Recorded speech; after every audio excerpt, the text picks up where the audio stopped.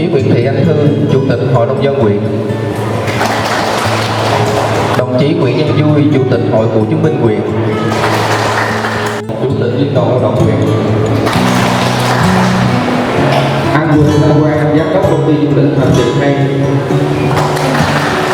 Đồng chí Nguyễn Văn Vui, Chủ tịch Hội Cựu chiến binh huyện. Nên cho huyện chương trình sẽ có với mọi người.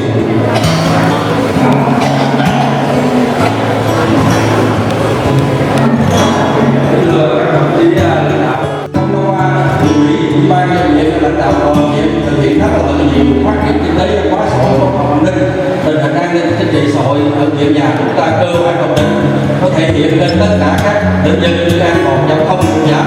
về trật tự an ninh xã hội cũng giảm trên dưới 30%. Về tình hình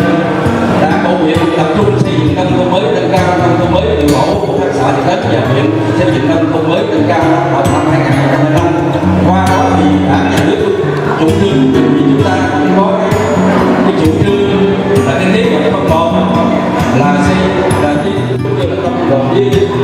thì trên cơ sở tập bón đã phát vào ngày 2 âm lịch rồi, còn cái ngày hôm nay là ngày 5 là tiến hành là hoạt động số 2 gồm có là công đoàn cựu chiến binh và hội đoàn tiến hành số 3 thì là vui vẻ cùng là các đồng chí đã là đi ăn đợi đến gia đình mình